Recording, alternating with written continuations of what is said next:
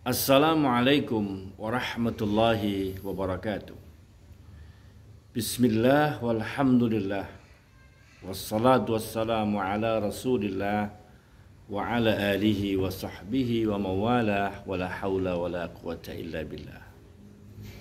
Saudara-saudaraku yang dirahmati Allah subhanahu wa ta'ala, ketenangan, ketentraman di dalam kehidupan itu adalah merupakan impian bagi setiap manusia, tidak terkecuali bagi seluruh masyarakat Indonesia. Hidup dengan tenang, dengan damai dan tenang, dengan berharap ibadah tenang, mencari ilmu tenang, mencari maisha tenang. Hidup berumah tangga dan masyarakat penuh dengan ketenangan sehingga satu dengan yang lain saling bantu-membantu, bahu-membahu, dan saling menjadi gotong royong untuk membangun bangsa ini. Artinya menciptakan ketenangan itu hukumnya wajib agar orang bisa melaksanakan ibadah dengan baik. Mengganggu ketenangan itu hukumnya haram karena itu akan membuat orang beribadah, orang melakukan kegiatan-kegiatan keagamaan akan menjadi terganggu. Yang kedua, bahwa kita ini hidup di negara kesatuan Republik Indonesia. Negara yang dibangun oleh seluruh elemen masyarakat. Bukan hanya orang-orang Muslim, ada Hindu, ada Kristen, ada Buddha, dan beberapa etnis lain yang mereka mengangkat senjata, mengangkat harga diri untuk menegakkan Republik Indonesia, mengorbankan nyawa, mengorbankan seluruh yang ada demi kemerdekaan Republik Indonesia.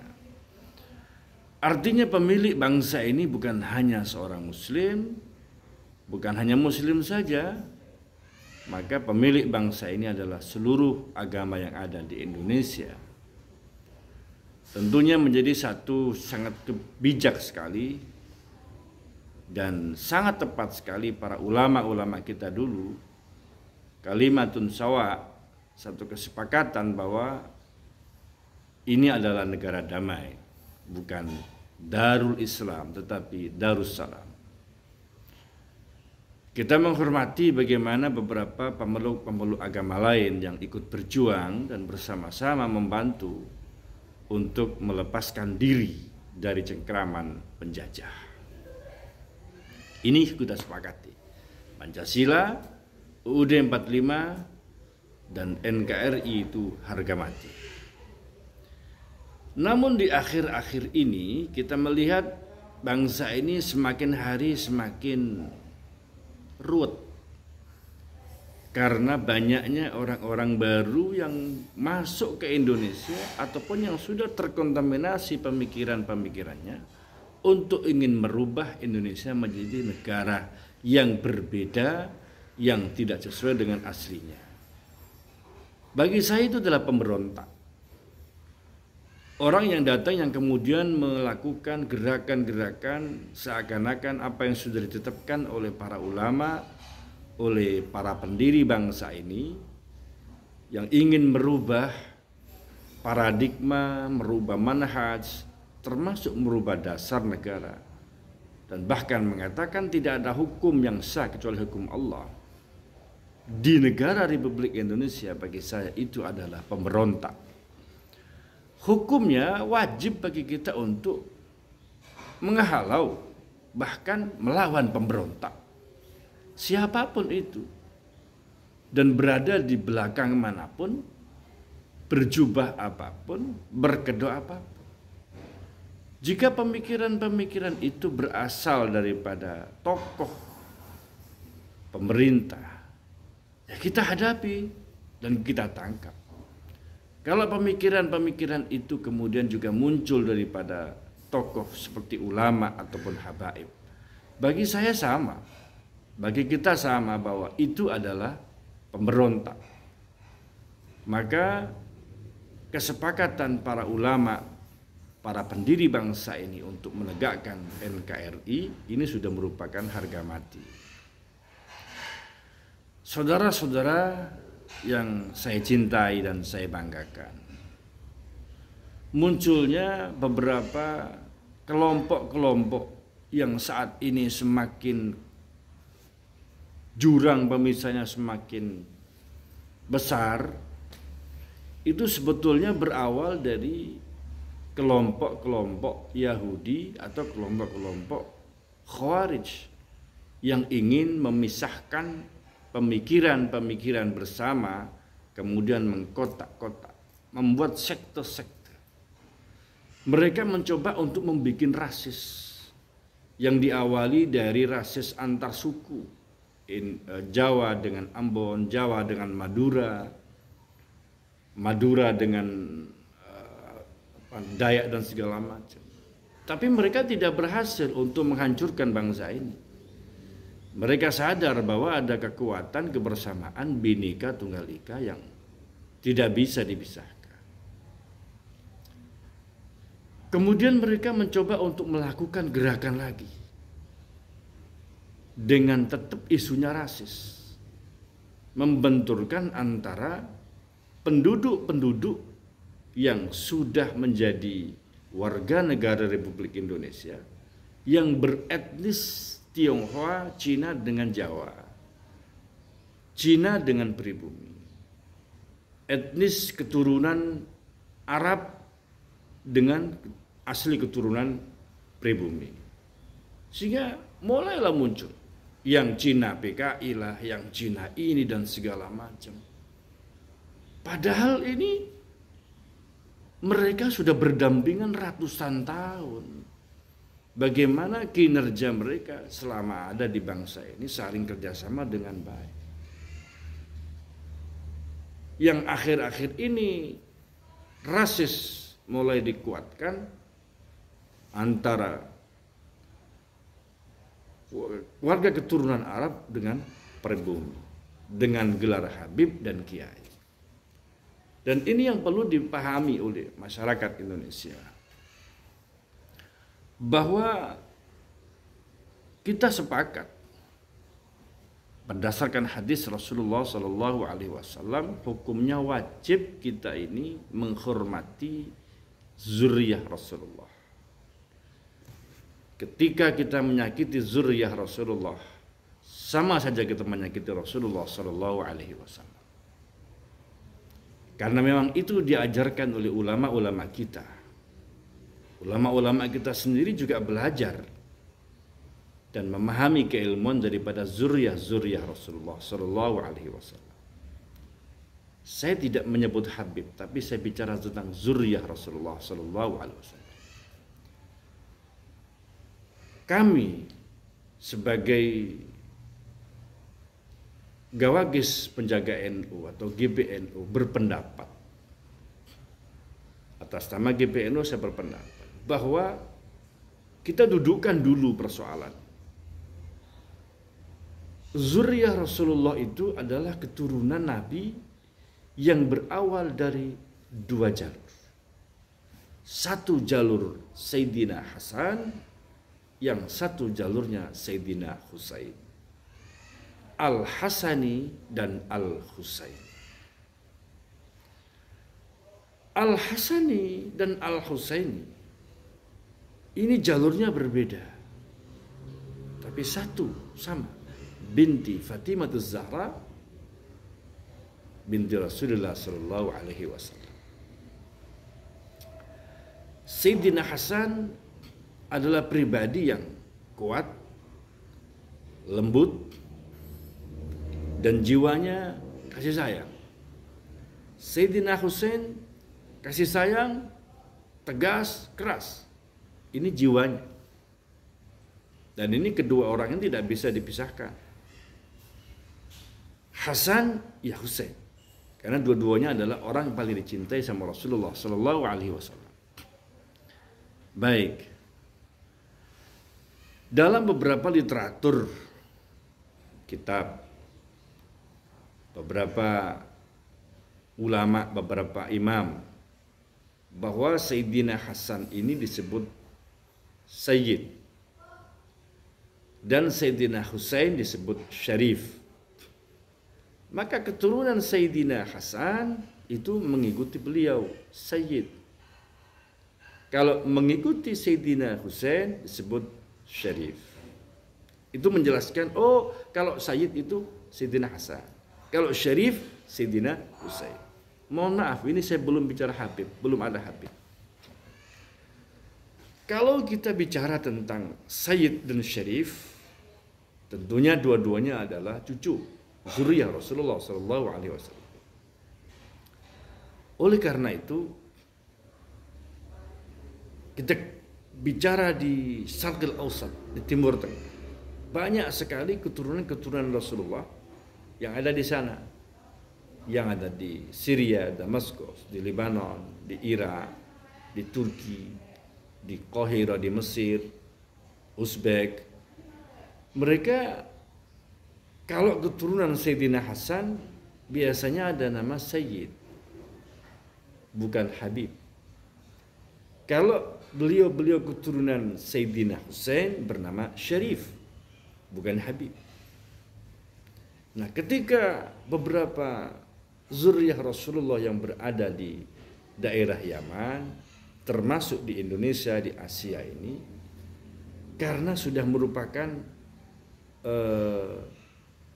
langkah awal daripada guru-guru kita memberikan penghormatan kepada para zuriyah Rasulullah yang masuk ke Indonesia dengan sebutan Habib, maka apa itu Al-Hasani ataupun Al-Husaini, tapi kebanyakan Al-Husaini itu disebut Habib. Jadi Habib itu sebetulnya adalah julukan zuriyah Rasulullah yang ada di Indonesia, yang ada di beberapa negara di Asia. Baik. Para zuriyah Rasulullah masuk ke negeri kita ini jauh sebelum Indonesia merdeka. Dan kebanyakan dari keturunan Sayyidina Hasan, Al-Hasan. Belum Al-Husain, Al-Hasan. Masuk ke Indonesia, kemudian berasimilasi, menikah dengan orang Indonesia, memiliki keturunan orang-orang Indonesia, dengan orang Jawa, dengan orang Madura, dengan orang Minangkabau, dengan orang Palembang. Karena tergerus waktu, pada akhirnya, ini saya singkat saja, tidak terlalu panjang kita bicara. Maka banyaklah tokoh-tokoh yang menyebar di beberapa wilayah, termasuk pesantren-pesantren, yang mohon maaf secara syakl, secara wajah, mereka bukan kelihatan seperti Arab, tapi mereka siqah, kuat. Nasabnya atau jalurnya itu ke Rasulullah Sallallahu Alaihi Wasallam. Wajahnya tidak seperti Arab, tetapi darahnya siqah, jalurnya kuat. Dari Sayyidina Hasan binti Fatimah Az-Zahra binti Rasulullah Sallallahu Alaihi Wasallam. Artinya, Al-Hasani di Indonesia ini cukup banyak, dan mereka menyembunyikan gelar-gelarnya di Indonesia, sehingga banyak menyebut diri sebagai kiai. Karena di zaman Portugis, zaman Belanda, zuriyah Rasul ini banyak dibantai, banyak dicari, sehingga mereka menyembunyikan namanya, menjadi mbah ini, menjadi mbah itu, menjadi kiai ini, kiai itu, menjadi cak, menjadi kang, supaya menyelamatkan zuriyah itu dan menyelamatkan ajaran Rasulullah Sallallahu Alaihi Wasallam. Maka ketika kita bicara tentang zuriyah,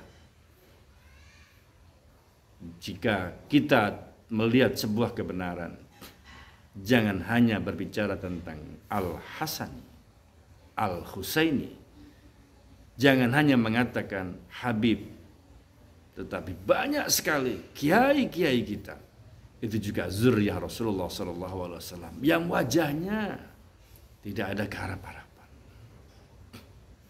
Siapa yang menyangkal Mbah Hashim Asy'ari itu bukan Habib dalam istilah Indonesia? Karena beliau juga siqah, nasabnya sampai ke Rasulullah SAW.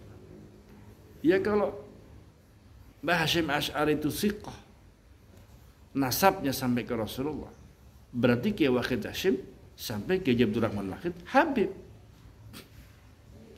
Mencaci maki Habib sama dengan mencaci maki Rasulullah. Dan ingat bahwa Al-Hasan itu lebih sepuh daripada Al-Husaini. Siapa yang menyangkal Romo Kiai Nawawi Sidogiri bukan Habib? Nasabnya jelas sampai ke Rasulullah. Artinya apa? Ini adalah satu pemahaman yang perlu dipahami. Bahwa kiai-kiai kita ini banyak yang menyembunyikan nasabnya padahal beliau itu Habib. Jadi Al-Hasan itu juga Habib, Al-Husaini juga Habib. Nah, apa yang menjadi natijah daripada yang saya sampaikan ini? Pertama, Yahudi itu suka adu domba. HTI termasuk orang yang memiliki program adu domba untuk menghancurkan sebuah paham, untuk menghancurkan sebuah manhaj, sehingga manhajnya bisa tergantikan oleh manhaj dia. Rasis jangan mau dibuat di Indonesia. Jangan mau dibenturkan Habib dan Kiai. Itu di Jogja mulai Mbak Ali Maksum Krapia, mulai Mbak Mbak Ali Krapia, termasuk juga Mbak Maksum Lasim. Itu semua Habib, zuriyah, apalagi juga di Pasuruan ini. Mereka menyembunyikan gelar Habibnya, menggunakan nama Kiai dalam rangka tasamuh, dalam rangka mereka ingin hidup bersama-sama kita dengan masyarakat penuh dengan ketenangan tanpa rasis. Ingat, tanpa rasis. Bahwa kita bicara bahwa harus memuliakan zuriyah Rasul, wajib. Artinya apa? Kita lepaskan gelar Habib. Kita lepaskan. Kita harus tahu bahwa antara ulama, habaib, ini sebetulnya sama. Yang satu zuriyah yang siqah, yang satu juga zuriyah yang siqah. Hanya saja syakalnya berbeda. Ada di antara kiai yang memang tidak zuriyah Rasul, ada. Tetapi tidak sedikit dari para masyayikh, beliau juga zuriyah Rasulullah Sallallahu Alaihi Wasallam. Rasis hilangkan. Yahudi suka mencaci maki, Yahudi suka membenturkan, dan juga Khawarij itu juga suka untuk melakukan propaganda, sehingga duanya akan bertarung. Kalau bertarung hancur, mereka akan mengambil posisi sebagai pemenang. Oleh karena itu saya mencoba untuk memberikan pemahaman. Yang pertama, bahwa Indonesia ini negara yang wajib kita angkat, kita hargai, kita taati, kita patuhi, dan sepakat tidak ada dasar lain kecuali Pancasila, dan bertoleransi menjalankan agama sesuai dengan keyakinan masing-masing, beriring sejalan di dalam kehidupan bermasyarakat sehingga menciptakan sebuah kedamaian. Yang kedua, kita mencoba untuk tidak membanggakan diri siapa kita. Kita terlalu naif jika kita mengatakan kita ini lebih mulia daripada orang lain. Kita harus mengatakan yang hak itu hak, yang batil itu batil. Jangan karena kelompok kita tahu itu nggak benar, tapi kita tetap membela. Itu namanya zalim. Karena itu golongan saya, golongan habaib, saya habib, saya membela. Itu naif sekali.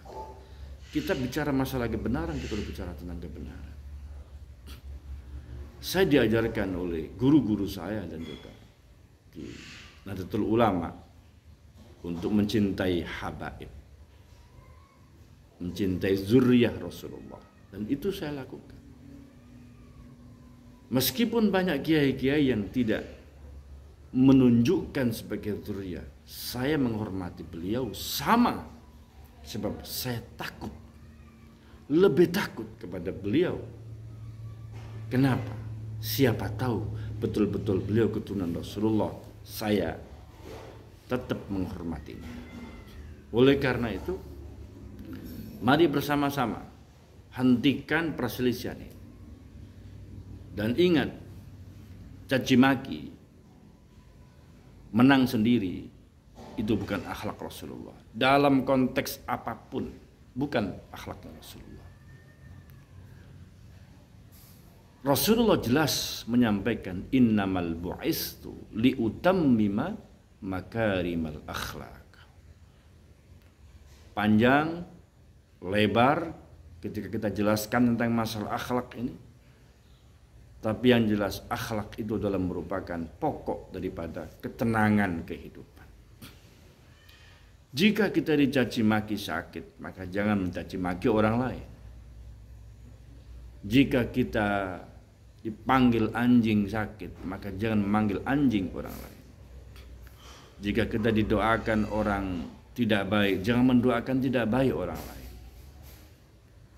Ini manusiawi. Lebih-lebih mengikuti ajaran Rasulullah. Tidak ada dalam ajaran Rasulullah itu ujaran kebencian. Tidak ada dalam ajaran Rasulullah itu menyampaikan hal-hal yang membuat orang sakit, memprovokasi di tengah-tengah ketenangan. Dan mohon maaf, jangan jual agama dengan harga yang sangat murah. Jangan menjual dalil untuk sebuah kepentingan pribadi. Saya pesankan kepada siapapun, mau habaib, mau kiai, mau gus, jangan sekali-kali menjual agama dengan sebuah materi karena kepentingan uang, kepentingan kekuasaan, atau kepentingan sesuatu, sehingga berteriak atas nama agama. Padahal wallahi mereka telah menjual agama. Ingat dan sadarlah bahwa kita ini sama, lahir di bumi pertiwi Indonesia. Jangan sekali-kali membuat gaduh di Indonesia. Dari awal saya mengatakan, siapapun yang membuat gaduh di Indonesia itu adalah pemberontak. Siapapun yang ingin merubah dasar Indonesia, merubah kesepakatan kalimatun sawa daripada para ulama, pendiri-pendiri bangsa ini sebagai negara Darussalam, negara damai, Pancasila, Bhinneka Tunggal Ika, dan NKRI harga mati. Siapapun yang mencabik-cabik itu adalah pemberontak dan harus kita bumi hanguskan dari Indonesia. Tanpa ada pandang bulu, siapapun, mau itu kiai, habib, mau sealim apapun, mau sehebat apapun, sebesar apapun masanya, tetap itu menjadi musuh kita bersama dan kita singkirkan. Saya mengajak kepada para ulama, para kiai, para habaib, para gawagis, mari bersama-sama kita kembali mengikuti akhlak daripada nenek moyang kita. Saling hormat menghormati, saling kasih sayang, saling memberikan kesempatan, dan mohon maaf, jangan saling ujar kebencian, menebarkan fitnah, menebarkan berita bohong, dan apalagi sampai memprovokasi untuk menggerakkan kekuatan menghancurkan bangsa ini.